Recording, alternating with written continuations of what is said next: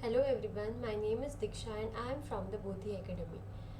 Today I am going to discuss about solid state chapter, which is the very first chapter from 12th standard chemistry. Okay, so I'll be discussing some important concepts of solid state which will help you all to solve the questions or problems on that chapter in the board exam. Okay, so let us start with the solid state. Now, we already studied in our lower classes about all the three states: solid, liquid and gas. Okay, now this chapter is basically about only one state, that is the solid state, and we'll be discussing in detail about this state in this chapter. Okay, so we know that in solids basic points about solid state is, in solids the particles, the properties of the solid state. See, they have definite mass and volume and shape. Okay, along with that intermolecular distances are short, meaning the particles, okay, the manner in which particles are arranged, their distances are short. Intermolecular forces are strong. Okay, since the distances are short, the forces, intermolecular forces are strong, then their constituent particles have fixed position. That means they have a fixed position and they cannot move from those positions and can oscillate about their mean positions, and they have incompressible and they are incompressible and rigid. Okay, that means we cannot compress them easily and they are rigid. Then we have two main types of solids in this, that is amorphous solid and crystalline solid. Now there is one table in which they have given points about crystalline and amorphous solid. So first of all we will discuss about shape. Now crystalline solids have definite characteristic geometrical shape and amorphous have irregular shape. Now based on this, what kind of question comes? Mostly they ask about distinguish points between crystalline and amorphous solids, and if it is given related to any of this point, then you have to write the specific differentiation point. But if they have given normal differentiation, meaning write the difference between crystalline and amorphous, then you can write any point over there. Okay, so first of all, shape, that is crystalline are having a fixed shape, proper shape, but amorphous are having irregular shape. Okay, if you remember points of any one solid, then you will automatically remember the points of other type of solid, that is amorphous solid. Then melting point, if you talk about melting point, crystalline solids melt at sharp and characteristic temperature, that is a fixed temperature, but amorphous solids, they melt over a range of a temperature. Okay, they don't have a fixed temperature. Then about cleavage property, when you cut with the sharp edge tool, crystalline solids split into two pieces and newly generated surfaces are plain and smooth. And if you compare amorphous solid, then when you cut them with a sharp edge tool, they cut into two pieces with irregular surfaces. Heat of fusion, crystalline solids have a characteristic heat of fusion, but amorphous solid do not have a characteristic heat of fusion, a definite heat of fusion. Then crystalline solids, about isotropy, they are anisotropic nature, amorphous are isotropic nature. Okay, anisotropic means if you try to try to measure the parameters of this solid, then you will get different values in all directions, but in amorphous you will get the same value in different direction. Okay, then these crystalline solids are called as true solids, and amorphous solids are called as pseudo or supercooled liquids. Pseudo solids means false solids. Okay, then crystalline solids have long range order. That means if you arrange the particles, okay, if you arrange the particles of those solids, like the particles will be in a particular order, this way they will be in a particular order. But this amorphous solid, they don't have a particular order. See, if you have order like this, so if this is order, then you will find that one size molecules will be in this order, then you will find another order this way. So they are not having a order, they are having a short range order. Okay, so this is about crystalline and amorphous solids. Then we will talk about different types of crystalline solids. First of all, molecular solid. Molecular solids means what? In which the constituent particles will be molecules. So first of all we will have non-polar, then polar, and then hydrogen bonded. Now non-polar molecular solids are the solids which have which have only one type of atoms or molecules of only one type of atom, like hydrogen, chlorine, iodine. So see, H2, meaning the bonding will be between similar atoms. Okay, so this type are called as molecular solid. Non-polar, meaning polarity is not present. um, then polar molecular solids will be what? A molecule in which different types of atoms are present. So for example, sulfur dioxide, ammonia, here we have different types of elements from which the bond is formed between those two elements. So here we will find polarity, and that's why they are called as polar molecular solids. And hydrogen bonded molecular solids means in which hydrogen bond is present. Okay. Then ionic solids. Now ionic solids means ions will be the constituent particles. Okay, so if I consider Na plus and Cl minus, okay, Na plus and Cl minus, then Na will be the constituent particle, Cl minus will be the constituent particle. Okay, and they are held together by electrostatic forces. Next, metallic solids. Metallic solids means here metal ions will be the constituent particles, and each metal atom contributes one or more electron towards the mobile electron. Mobile electrons means the electrons which are in motion. Okay, and last we have covalent network solids. Covalent means they are held together by covalent bonds.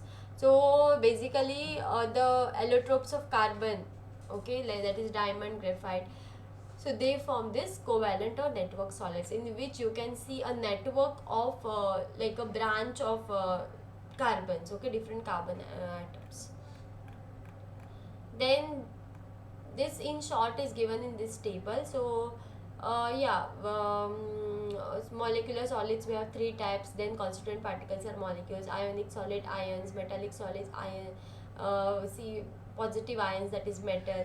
Then covalent solids are atoms, okay, and their forces and examples, and along with physical nature.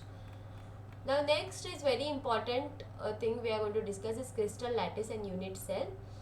Now what is a crystal lattice? So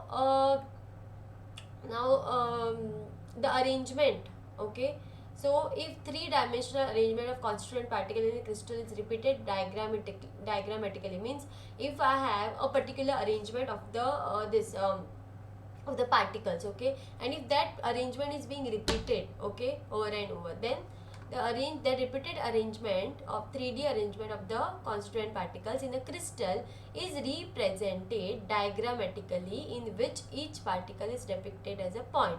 An arrangement is called as a crystal lattice. Okay, so this type of arrangement is called as crystal lattice, in which we have these points. Okay, in which we have this type of arrangement is called as a crystal lattice.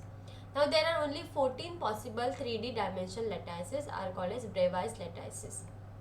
So in this, each point is called as lattice point. Each point in the crystal represents one constituent particle, which may be atom or a molecule or an ion. Okay, now based on that we will discuss. Now first of all we have to discuss what is unit cell. Now unit cell means what? You can see this large cube, okay, in which we are having small cubes, okay, like you can consider the Rubik's cube which we get, okay, which the kids buy, okay, to play.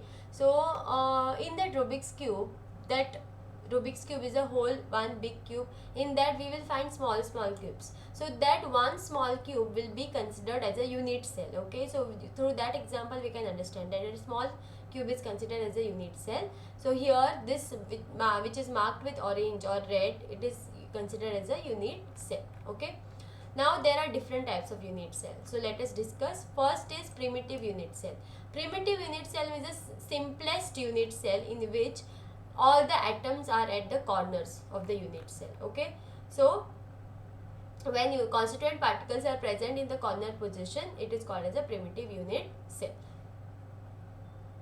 Then we have centered unit cell, in which atoms are along with corner, atoms are at body center, meaning at the center of that cube, then at face center, meaning all the faces of that cube, and at the end center, meaning at the ends of the cube. Okay, so now I will explain this based on these diagrams which are given here. Okay, so this is a primitive unit cell in which all the atoms are at the corner. Now we don't have only one cube here, or we don't have only one unit cell in that whole crystal lattice. We have cubes, or we have unit cells arranged one below one above another, then at the side of that unit cell, at the other side. So all are arranged compactly. Okay, so that is not only one unit cell which is present over there, you have n number of unit cells which are present. So we are talking only about one unit cell, okay, because they are repeated. So if you apply logic to one unit cell, it is applied to every unit cell. So here only one unit cell, and in which spheres or atoms are at the corners of that unit cell. Okay, so there are 8 corners. That means now you all will think that the spheres at the corners, they contribute to meaning they contribute to this unit cell. Okay, but actually when you place other cubes over that, okay, above that, below that, at the adjacent to that, then you will see these spheres or these atoms are not only contributed to this one unit cell, but they are also contributed to the above cube which is there, then adjacent cube which are there, okay, to that sphere. So that's why this sphere or this atom is contributed to total 8, it is contributed to other 8 cubes, okay, one above, one below, then at the side of this cube. So this way, this part I can consider the sphere is 1 by 8. Okay, why 1 by 8? Because it is only 1 by 8 is contributed to this unit cell. Okay, so how many atoms we have? We have total 8 atoms. 8 into 1 by 8 will be 1 atom. So if you take the parts which are contributed to this unit cell, and if you join them, you will get only 1 atom made out of that parts, okay, which is shown in this diagram clearly. Okay, so this is primitive unit cell in which you can see the arrangement. Okay, so 1 by 8 into 8, which is 1 atom. If you talk about body centered means at the body, meaning in the center of the body, in the center of the unit cell, you have one sphere or one atom, and at the corners as usual there are atoms. So you can see at the corners we have same 8 atoms, and at the body which is there, that will be whole atom, because in the body means what, it is fully contributed to that one unit cell. Okay, so that we have to consider it as one atom, which is body center atom, and 8 corners into 1 by 8 will give 1 atom. So in body centered cubic, total atoms will be 2 atoms. Okay, then in face centered cubic, we have first of all corner atoms, that is 1 by 8 into 8. Then how many faces do we have in cube? We have total 6 faces. So 6 faces means there will be 6 atoms which will be on each face, and each atom will contribute only half to the unit cell, because other half will be adjacent to that unit cell. Okay, so here half, 6 faces, so 6 into half will give 3. 3 plus 1 is 4. So in face centered cubic unit cell there are 4 atoms. Okay, then close packed structure. First we will discuss close packing in one dimension. So one dimension we can arrange the atoms in this manner, okay, simple manner. In 2 dimension there are 2 ways in which we can arrange. First way is we can take the row which we have taken in 1D, and you can place same row one above another over here, and this is called as AA type of arrangement. Okay, in second way, what we can do, we can take the row and we can arrange them, the atoms, and next row which we put, that will be in which the atoms will be placed exactly in the exactly between the 2 atoms. Okay, so you can see this arrangement, B arrangement, in which atoms are placed exactly between the 2 atoms in from the below row. So this is called as AB type of arrangement. Okay, so this is AA, this is AB type of arrangement. Then this is about 2 dimension. In 3 dimensions, how they are placed? In 3 dimensional, they will be 3 dimensional close packing from 2D square close packing structure. So here while we placing them, we follow the same rule, and here the spheres of the upper layer are exactly above those of the first layer. Okay, so you can see this is AAA type of arrangement in which we are placing the same layers one above each other. Okay, Then if you talk about this arrangement, okay, this arrangement, hexagonal close packing, meaning here hexagon is formed, that's why it is called as hexagonal close packing. Here what is formed, here square is formed, so square close packing. So if you make the arrangement from hexagonal close packing, then we get this type, okay, in which we get voids. Voids means the interstitial spaces which are generated. So here voids, for we can get two types of voids, tetrahedral and octahedral.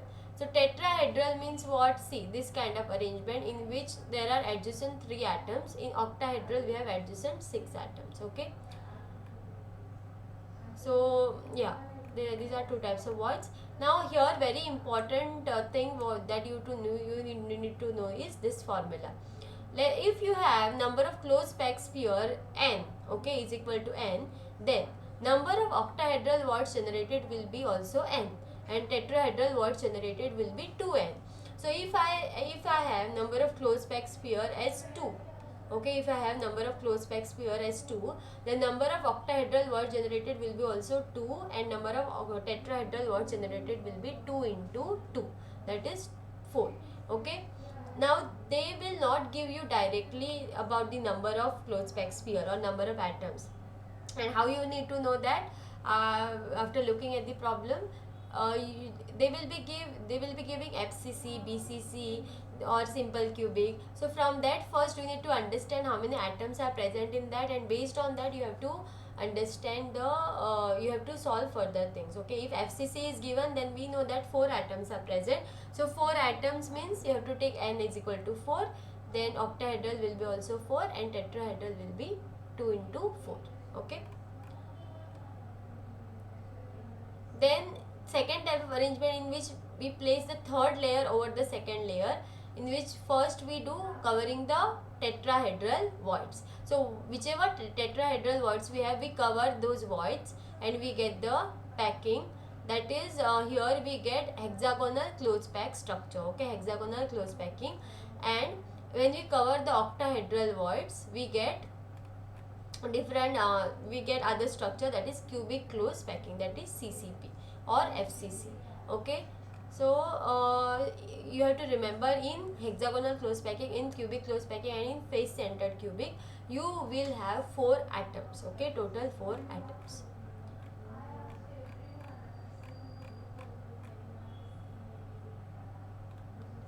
Then next we will study important concept in this, that is the packing efficiency.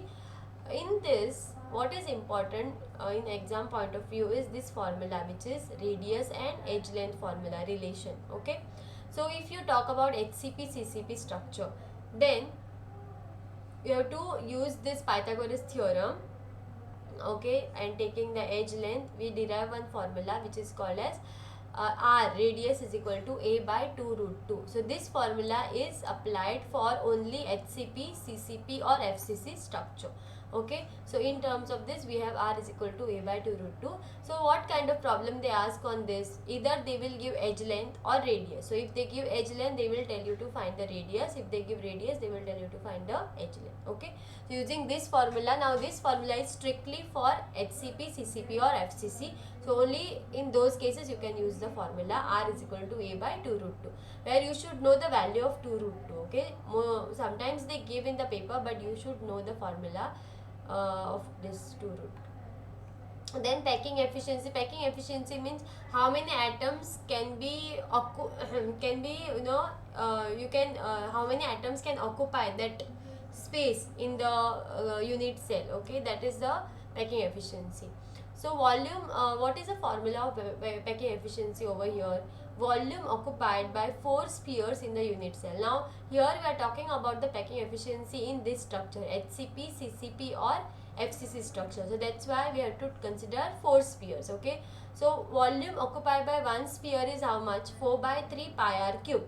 So volume occupied by 4 spheres will be 4 into 4 by 3 pi r cube into 100 by 2 root 2. Now this is total volume of unit cell. Total volume of unit cell means unit cell is cuboidal, right? Cube means we have only one length, okay, one side, okay, which is repeated everywhere, meaning the length will be same.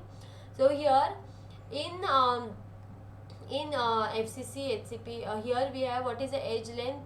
edge length is r is equal to a is equal to 2 root 2 r. Okay, if I take this 2 root 2 on the other side, it will be a is equal to 2 root 2 r. So that value we have to put here, total volume. So volume formula actually is L cube. Okay, volume formula is L cube. So L cube means L is a, that is edge length. So edge length value we have to put here and raised to 3, that is cube. And then after calculation we get this percentage, that is a 74%, which we have to write. Now in rare cases they tell you all to solve this problem like in this way, but in most of the cases they only ask MCQ, in which they will ask just the percentage. So you need to know the percentages of all 3 types of unit cells. Okay, so here in HCP, FCC or CCP we have 74%. Okay, and along with that formula. Then efficiency in body centered. In body centered we have this formula, that is r is equal to root 3 by 4a. Okay, so this is a formula which we have to use again here. Now in body centered we have only 2 atoms, so that's why volume occupied by 2 spheres in the unit cell, which will be 2 into 4 by 3 pi r cube, divide by total volume of unit cell. Now what is the volume of unit cell? It is again a cube or L cube. So a cube, a is what, 4r by root 3, so that's why 4 by root 3 r cube will be taken here, and after cancelling and calculation we get 68% as the packing efficiency. Okay, so this is about body centered. And last is simple cubic, in which edge length formula is a is equal to 2r, and that we have to put in packing efficiency. So volume, here only 1 atom, so volume of 1 atom divided by volume of cubic unit cell, and is equal to, so after substituting the values we get 52.4% as the packing efficiency. Now if they ask, suppose empty space, okay, empty space of in those atoms, then how you have to calculate? Whatever packing efficiency we are getting in each 3, you just have to subtract that from 100. That will give you the empty space of that particular unit cell. Okay, so this is about the packing efficiency in simple in all the 3 cubic lattice. Okay, simple, simple and body centered and face centered. Now next is about density. Okay, density formula, which is very important, on which sum is asked. Okay, so density formula is what? D is equal to Z into M by A cube into Na. Okay, now here Z is the number of atoms which are present in the unit cell or number of spheres, M is the molar mass, A cube is the volume of unit cell, and Na is Avogadro's number, and D is the density. Now let us consider this problem here. Silver forms CCP lattice, and excess studies of its crystals show that edge length of its unit cell is 408.6 picometer. Calculate the density of silver. Now in this, what is given? It forms CCP lattice. CCP means how many atoms will be there? 4. Z is equal to 4. Then its edge length is given in picometer, which is 408.6 picometer, and density is R. So what is given to us? Z is equal to 4. Then molar mass is also given, M, which is 107.9 grams per mole. Edge length is given in picometer. Now here, since they have asked to find the density, we will try to find the density in grams per centimeter cube, because mostly we take centimeter only, grams per centimeter. So already mass is in grams, edge length is in picometer, that we have to convert in centimeter. So when edge length is given in picometer, how you have to convert in centimeter? You have to multiply it by 10 raised to minus 10. Okay, so when you multiply that particular number with 10 raised to minus 10, it will be sent in centimeter. Okay, 408 into 10 raised to minus 10. So and then use the formula D is equal to Z into M by A cube into Na. Put all the values and we will get the answer as density. Okay, that's 10.5 gram per centimeter cube. Okay, so here you need to only know about the conversion, otherwise formula is direct over here. Next part of this chapter is imperfections in solids, which is basically about defects. Okay, now mostly the defects they ask are most common defects are Frankel defect, Schottky defect, metal excess and metal deficiency.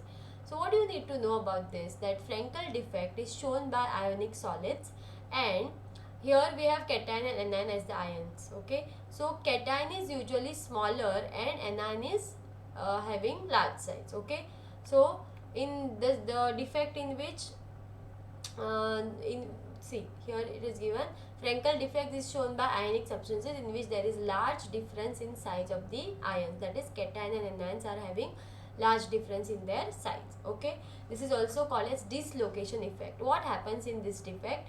You can see this diagram over here. In this, one of the cation here, one of the cation is missing. Okay, but at the same time that cation is taking one of the interstitial space from the lattice. So here, okay, that means all the charges are equal over here, that is equal number of positive and negative charges are present, and same which the charges which were there before, same charges are present. Only thing is one cation is missing from its original side and taking the interstitial space. That means here density of the substance will remain same. So this Frankel defect is shown by the substance in which there are large differences size of the ions. It will not change the density of solid, and examples are zinc sulfide, silver chloride, silver bromide and silver iodide. Okay. Now here what you need to remember, the characteristics of that defect. Okay, because in board exam they will not ask directly draw the diagram of Frankel defect or Schottky defect. They will ask draw the diagram of the defect in which there is large difference between size of cation and anions, or in which the density remains unchanged. So indirect question. That's why you should know the 2-3 points about this defect and along with example and diagram. Okay.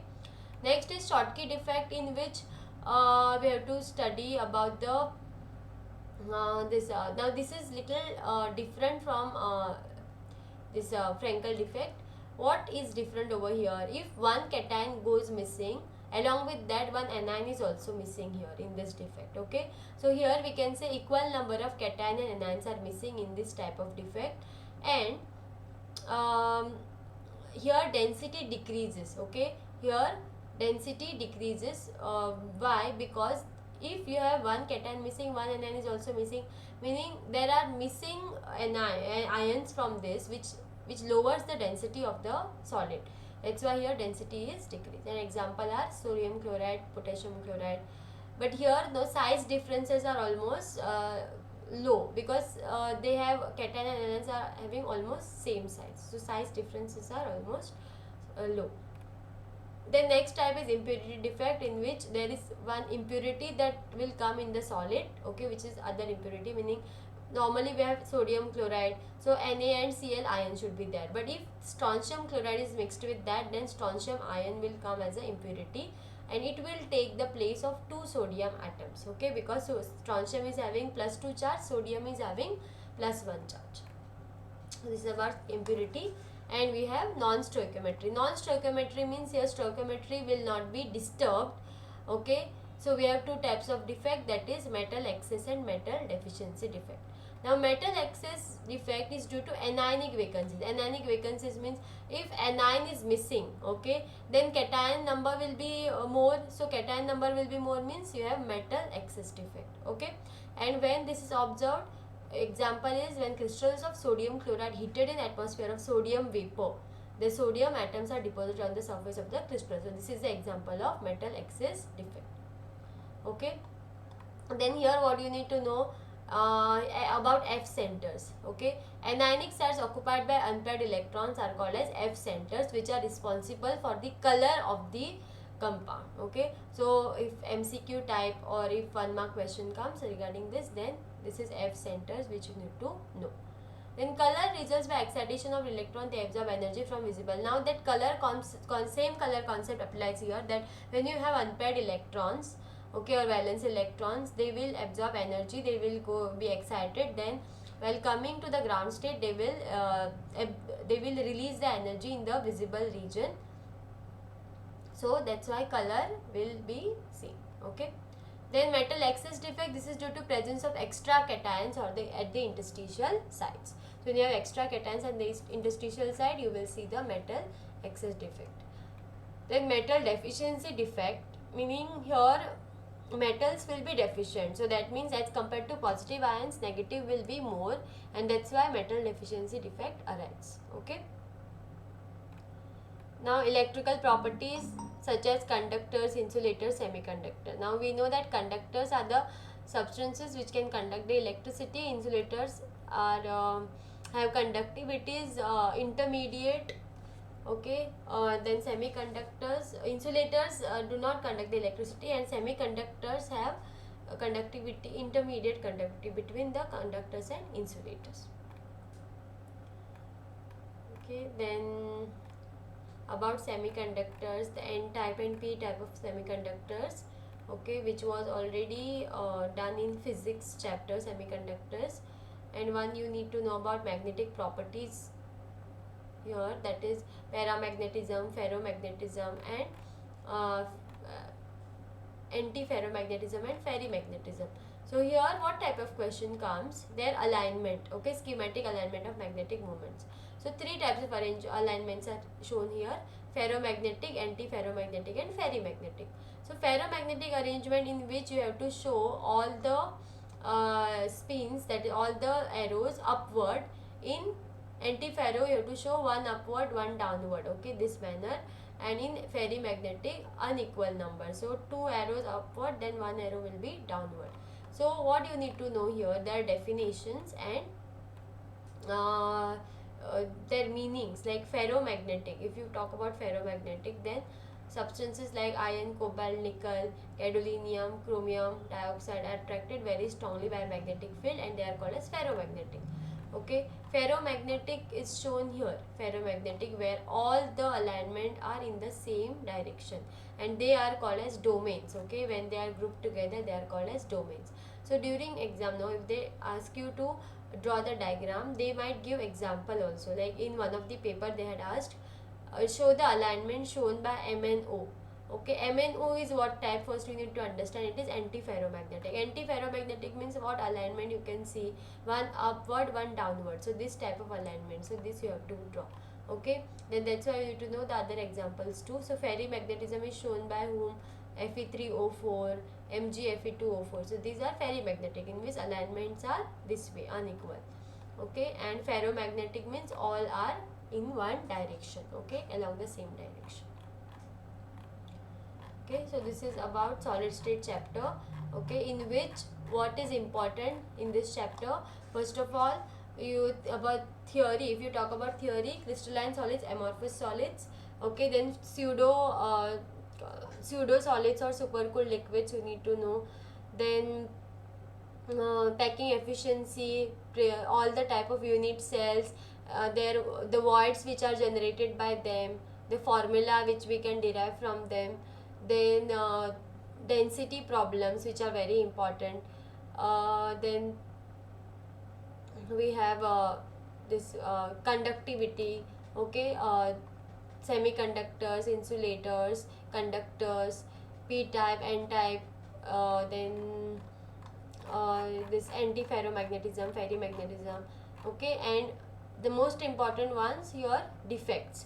Defects you need to know all four defects thoroughly: Frankel, Schottky, metal excess, metal deficiency, along with their diagrams and their examples. Okay, so if indirect question also they ask, it will be easy for you all to answer. Okay, so overall this chapter is easy, you can understand easily and solve the questions based on them. Okay, so with this I finish my explanation, and we will meet in the next video and we'll discuss the next chapter. Okay, thank you.